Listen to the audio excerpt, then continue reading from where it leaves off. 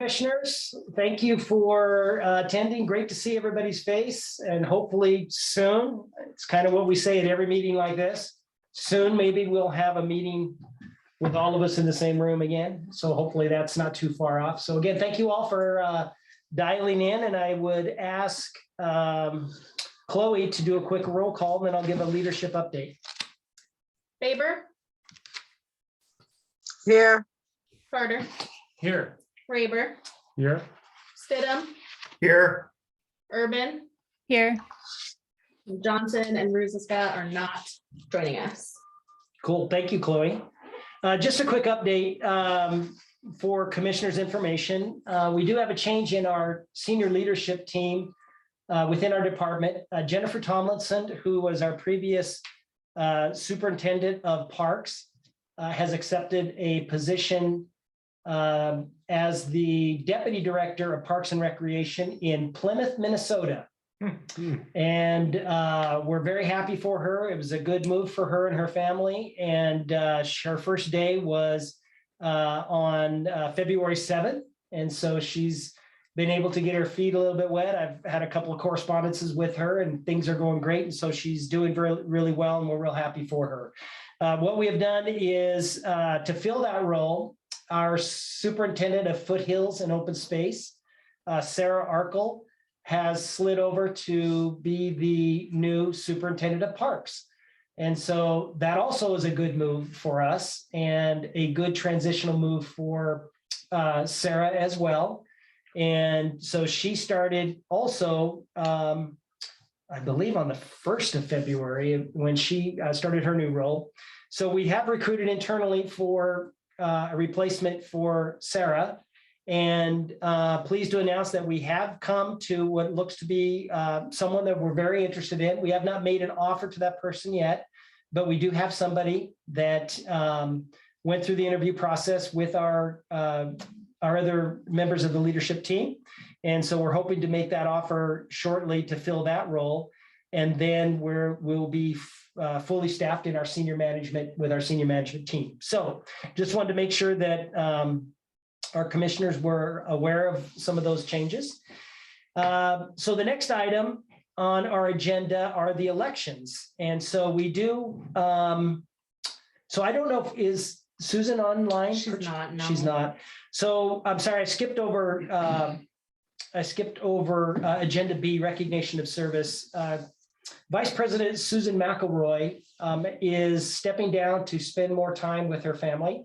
And so she will not be moving from the vice president role into the president role, which was previously held by Angie Nelson. Angie, thank you. And so Angie can't be with us today either, but that creates a unique situation where we need to replace both a president and a vice president. Having set the table there, I would open it up for a nomination. And I would clarify that we have flexibility to fill our president and vice president roles. And one of the ways that I've chosen to do it, and I'm always open to something different with commissioners, but generally what we do is we just do it by tenure. So it makes it nice and easy and simple. But also with the caveat that if a commissioner does not want to serve in a leadership role, that's perfectly fine. We would just move to the next commissioner, tenured commissioner on the list. And so if you hang with us long enough, you end up serving multiple times, which could happen. And so, and has occurred. But having said that, we still go through the election process. And so I will open it up and we will do the president first. So I would entertain a nomination for president. Commissioners, I would like to nominate Preston Carter for the president role. Okay, we have a nomination of Preston Carter to serve as president. Is there a second on that? This is Eric. I would second that. Okay, we have a first and a second. Any other discussion among commissioners? Do we need a roll call or just call for vote? I think just a vote. Okay, so all those in favor? Aye. Aye. Aye. Opposed? Okay, we have a new president. Congratulations, President Carter. Hey, I'm Not up that for he didn't, tenure. not that he didn't know he was next up. So it kind of worked in that fashion anyway. So Thank now on to Vice President, I would entertain a motion for Vice President. This is Scott Raber, Commission. I would like to nominate Liz Urban for the vice president role. This is Eric Stedham. I would second. Okay, we have a first and a second for Liz Urban as our new commission Vice President. Do we have any discussion on that nomination? Okay, hearing none.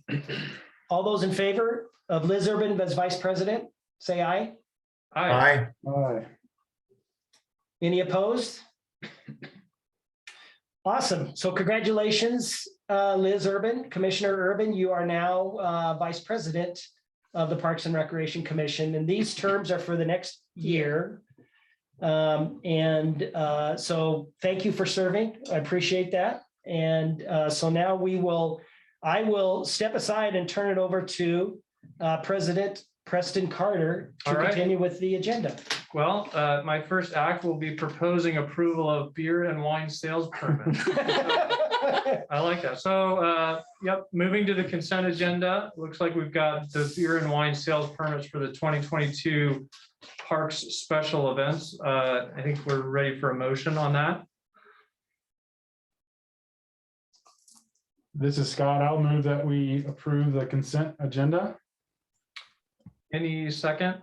This I'll is second. Eric Stedham. I would second. Okay, discussion? All right, let's vote. All in favor of passing the consent agenda? Say aye. Aye. Aye. Any opposed? No. All right, motion carries. Mr. President, I do want to make a note that on our screen is Council Member Jimmy Halliburton, who was our liaison 2 years ago, but was not our liaison this past year, but now is our liaison, I believe, again. Councilmember Halliburton, welcome back to the Park and Recreation Commission. We all know you wanted to be back here, correct? Yeah, this was my number one request every single year. And so I'm glad to be back on here with you again and to also be serving with council member Lisa Sanchez as our other city council liaison to this department. So such a huge fan of everything that everybody does. Some of you have been on here when I was on here and some folks are new. So I'm excited to be on this team. Thank you, Council Member.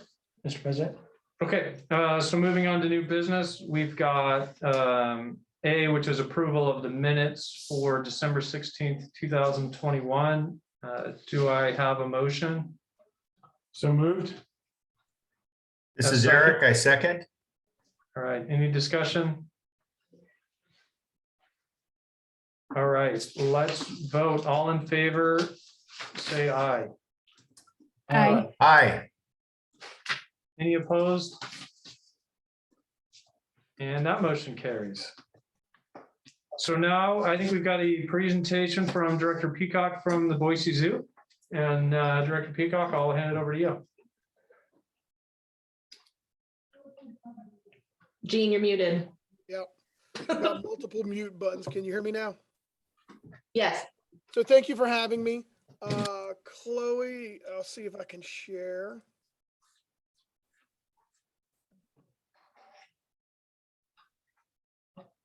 Okay, can you guys see a PowerPoint? Yep. Yes. Okay. I figure my email is probably not as exciting. Get started here. Oh, look, and now my PowerPoint has stopped working. Messing around with it. Here we go. There we go. Is it back up there? Yes. Yep. Sorry about that. I'm going to talk briefly about the Zoo Boise master plan and what's happening next for the zoo. We've had it's been a trying couple of years with COVID, but the zoo has done really well. Last year we had bounced back almost to our 2019 numbers when Gorongosa opened, in spite of limited attendance. So things are going really well at the zoo. We were at 8,000 people for the month of February, as of the 12th or 13th. And that's a crazy number for February. But I'm going to run through this with the master plan. If you have questions, just stop me and I'll answer them as best as I can. So in 2019, we started the process. We opened up the Gorongosa exhibit in 2019, as I said. And then once that was done in early 2019, we started our master plan process with our Friends of Zoo Boise board. They fully funded the RFP, and we selected a designer, architect, GLMV Architects. They're out of Wichita, Kansas, and they specialize in zoo master plans and zoo architecture and design. And they partnered with local firm Erstad Architects. And we ended up coming up with this really great master plan. To get what we needed in the information, we had a series of visitor surveys. We reached out on social media, tremendous amount of input in social media, surveyed our board, staff. We did surveys in the zoo. We did questionnaires. So we got a lot of great feedback. The timeline, we started this in fall of 2019. We actually had our first meetings in December of 2019, and then COVID hit.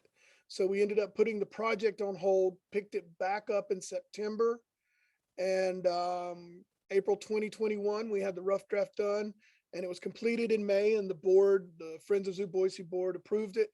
And we ended up with an absolutely great, wonderful master plan that'll take the zoo into the future. So the main goals is about conservation and sustainability, animal care, guest experience and revenue generation, staff experience, care and support, and education and learning. Those were the things that the master plan focused on, and those are the things through our feedback when we reached out from information were the areas they really wanted us to target. The needs that were identified in the planning process: updating old exhibits. If you've been to the zoo, you know we have a series of old exhibits at the front of the zoo. Got a great new Gorongosa exhibit. We've got the Africa section, the new plaza, and so now it shows how dated those exhibits are. And most of them do not meet modern zoological standards, and that is an accreditation issue for the zoo. Staff support. As the zoo has grown and our attendance has increased, we've had to bring on more staff, and we have to have better facilities for the staff. Better entry and exit experience, and I'm happy to report we have a new ticket booth being installed as we speak, and that should be opening up soon. And where our numbers are up to 300,000-400,000, we had 2 ticket windows and now we have 4. So we'll be able to service our guests faster. The overall site circulation and organization, that's a big part of the master plan. How you get around the zoo, how you get into the zoo from the park, as well as organizing our animals geographically. A lot of things are kind of placed here and there. We're really making it a geographic experience so you can have a whole immersive experience when you come visit the zoo. Plan holding areas for when we breed animals. Right now, we don't have a lot of off-exhibit stuff, and some species, the SSP, species survival plans, want you to hold on to them for a certain amount of time. So this is going to help us in that regards. We're going to build all of our new exhibits above AZA standards, so we'll meet the needs now and in the future. We're projecting 10 years, 20 years out to make sure our exhibits meet our needs. We're developing waste reduction strategies as part of this. We need to build a new catering kitchen. Our events and our rentals has exploded.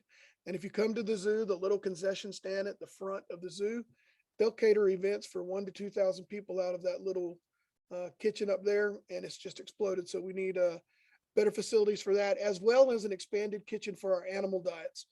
We've looked at revenue generators, zip lines, splash pads, things like that. All of that makes an extended visitor stay. That increases the bottom line of the zoo, and everything we're doing is a conservation-minded decision. The zoo's mission is we make your, when you visit the zoo, we connect you with conservation globally and locally. And so this whole master plan is about tuning into all of the conservation projects we do and really educating our visitors on that. In the beginning, we had a couple of expansion options, and myself, along with Jennifer Tomlinson, Doug Holloway, we all talked about the options, presented them to the board. Basically, we had an option A and an option B, and you can see option A in yellow, option B is in the orange. And through looking at the pluses and minuses and what we wanted to do, option A was selected. A lot of that deals with, it gets us a little out of the floodplain by moving it further up. The zoo does sit in the floodplain, and the water table is a little higher down in that area. So that was a big factor in our decision. We came up with a phased approach. Phase 1, we need to complete in 0 to 8 years, and it addresses a lot of our needs that are required to maintain AZA accreditation. In particular, the animal exhibits in the middle of the zoo when you come in, the Red Panda exhibit, the snow leopards, the sloth bear. The penguin exhibit is another one. When we had the earthquake at the beginning of the pandemic, I think it was the end of March, that building actually sustained damage, and so the pool leaks. It was engineer surveyed and it's safe for occupation, but with a leaking pool, and it's an older building, it's lived its life. So we need a new penguin exhibit. Grandma's house, what that is in the middle of all of these new Asian exhibits we want to build. It's an interactive, immersive viewing area that will look like you're in the Himalayas, and you go into a house and you look out the windows and you see the sloth bears, you see the snow leopards, and then you have the sea eagles. So it's combining the cultural aspect with the natural and the geographical aspect, sort of like what we did in Gorongosa. As I said, we need to expand our commissary. The commissary we use for animal diets is a repurposed building that was made a commissary about 15 years ago. Our animal collection has grown. We have about 800 different individual animals we take care of now. And this commissary was designed for maybe a third of that number. So our staff does an amazing job.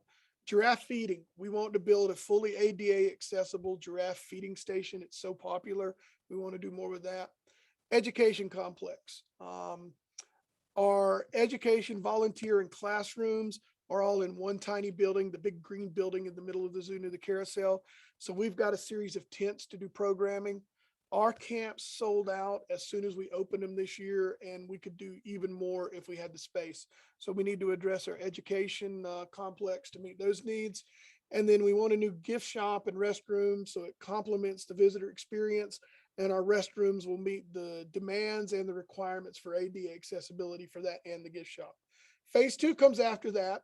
We're going to renovate tigers, orangutans, great apes were the most requested animals in our visitor survey. We do have a way we could do orangutan, so down the road we would do that. When we bring in something like that, we need to expand the animal hospital. We would move food facilities to the middle of the zoo, and we would build a new petting zoo themed around Gorongosa. Phase 3, 15 years out, that would be the expansion area right outside of the existing zoo footprint. And that would be North and South American animals, butterflies, a walk-through aviary, bringing in a splash pad and some conservation. And this just kind of shows you where all the amenities are, and it gets it so it's a better flow and shows you where the event areas are, the revenue generators are, and how staff can work their way around the zoo, as well as improving ADA accessibility. Phase 1, 0 to 8 years, meets those critical needs. Everything in phase 1 is about $17 million. The going rate to do a zoo exhibit is anywhere from $1,000 to $2,000 per square foot to build a new modern zoo exhibit. And so these numbers are hard numbers through GLMV that does this all over the country. And you can see in the map addressing the middle of the zoo and some of the stuff in the plaza. This just gives you some artist conceptions, the new penguin exhibit, the new Red Panda exhibit, where we'd have multiple exhibits with overhead trails for the red pandas. Those are really, really big red pandas in that transfer chute you see. I just noticed that. Snow leopard. The snow leopard exhibit would give it a much more naturalistic look with where snow leopards are from. They're found in the Himalaya region and up through the mountainous regions of China. So really trying to get that look. Sloth bear, same thing. They're found northern India into Nepal, Tibet, Pakistan. So getting a more naturalistic exhibit there. This is a rough version of what Grandma's house would look like.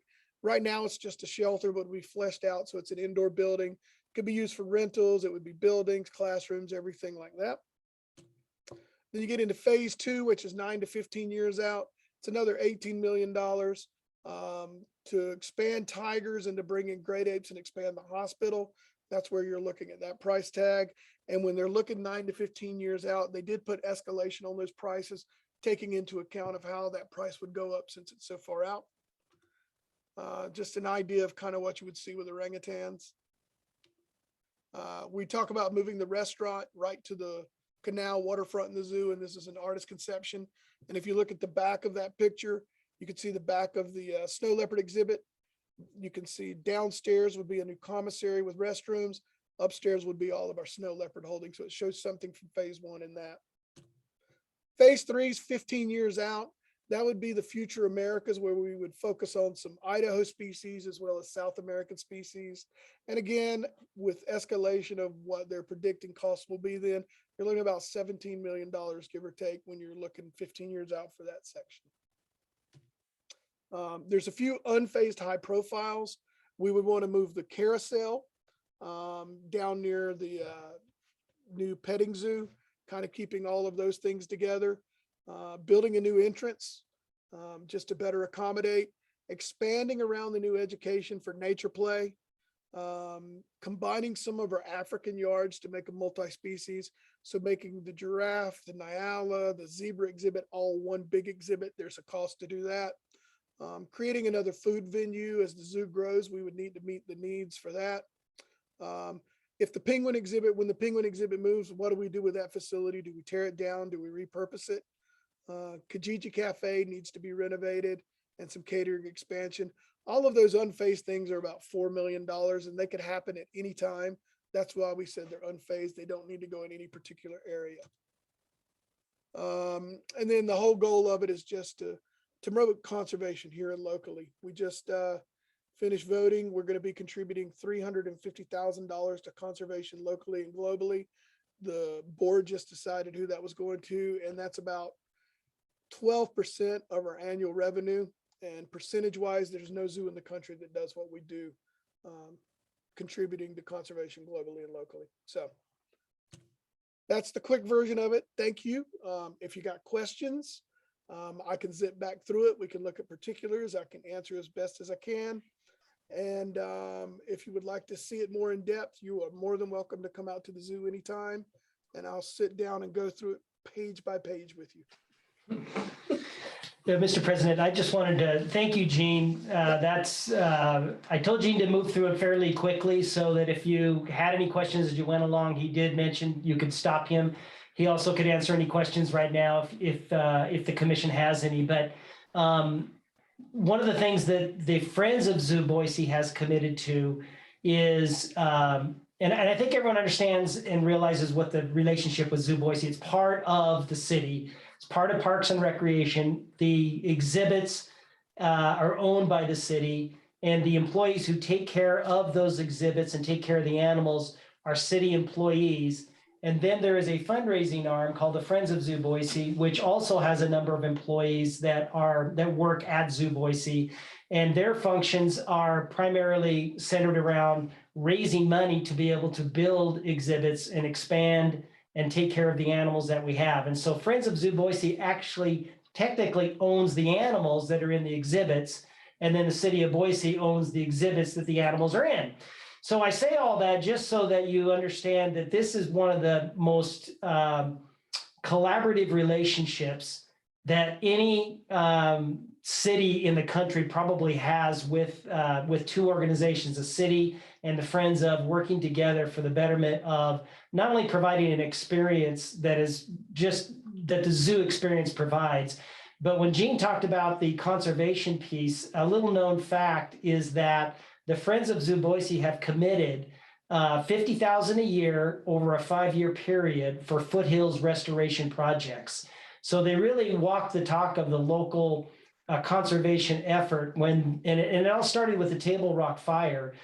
After that had occurred, the Friends of Zoo Boise board got together and said, we want to help with the rehabilitation of that. And since then, they've continued to fund on a yearly basis restoration projects that we can take and put in Martha Brabeck's hands with our Foothills and Open Space team to do projects all over the Foothills. So there really is a relationship between the city and us, but really a strong one between the Friends and our department.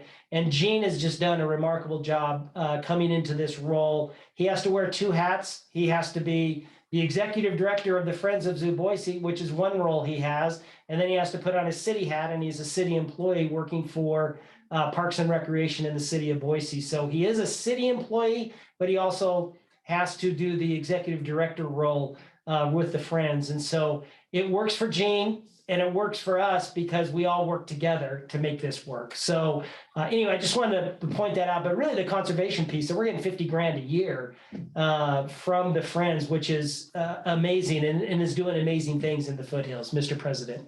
No, that's great. And thanks a bunch, Gene. I know my 3.5-year-old loves the zoo. He gets excited. He calls it a zoo day when he goes to the zoo. So we appreciate it. Any questions from members of the commission? I had one. Gene, a lot of money obviously needs to be occur to make all these wonderful things happen. What would you say are the common sources for that type of funding? So we actually just finished a feasibility study with this. We used a DBD consulting firm, just finished a feasibility study. And they feel pretty confident that $15 to $17 million we can raise for phase 1 is out there. Everybody does, we did ask about, is there going to be a city component? With Gore and Ghost, the city contributed and helped fund part of it with some of the other stuff. So Doug and I will be talking to the mayor and the council and everything about funding that way. But we are in the process of putting together a fundraising campaign. The zoo and the Friends of Zoo Boise has done very well the past couple of years. So we've actually just moved over about $2 million into the capital campaign fund to get a jump start on it. So we already have a couple of million of it already raised, and we got a $250,000 grant a couple of weeks ago to get into the conceptual architectural drawings to have those funded. So we've already started on that. We'll be looking at community sources. A lot of good donors are very interested in it, so a lot of great feedback.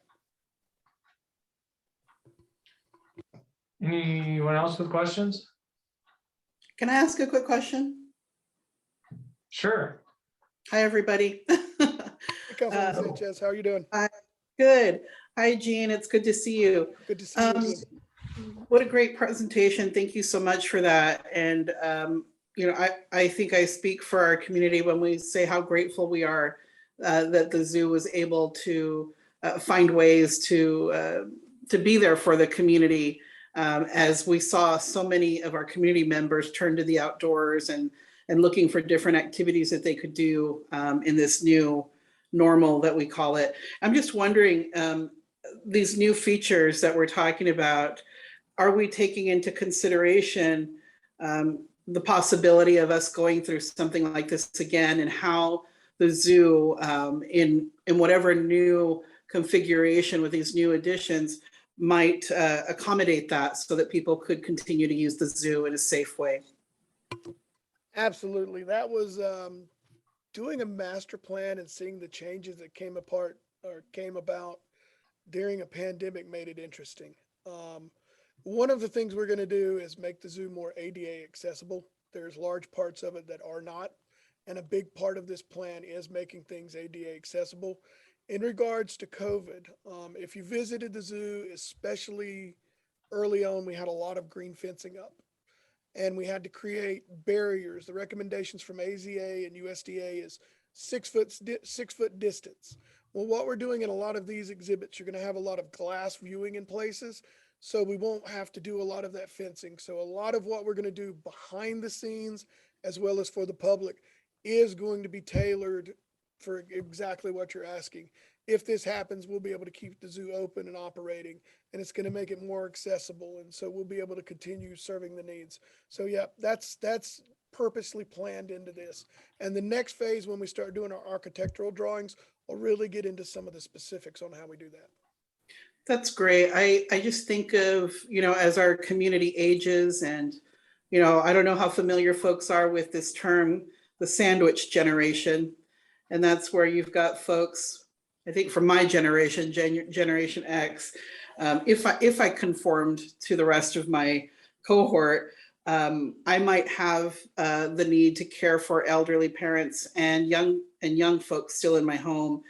And so I think if we can think about that we might have people visiting the park who might not only be pushing a stroller, but possibly a blessing bike, pushing around grandma or somebody who is incapacitated and needs to have that access. I think it'd be great if we could make sure that our zoo is a place that they can visit. Thank you, Jean. Yep, thank you. Okay, anything else for Jean? All right, well, thanks again.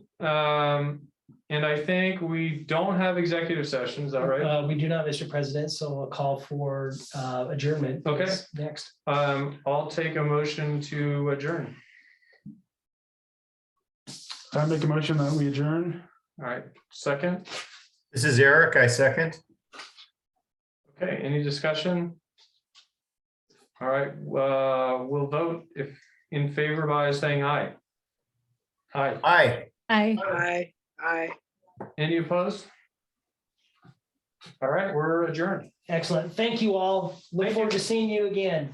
We are Okay, not everyone. having We're not planning on having a So, yeah, March so- meeting. Yeah, it so- doesn't look like we'll have a March meeting, but we will be back in April with a full agenda. Yes. Okay. Thanks, Good to see everyone. everybody. Thank you. Good job, Thank you, Jean. guys. Bye-bye.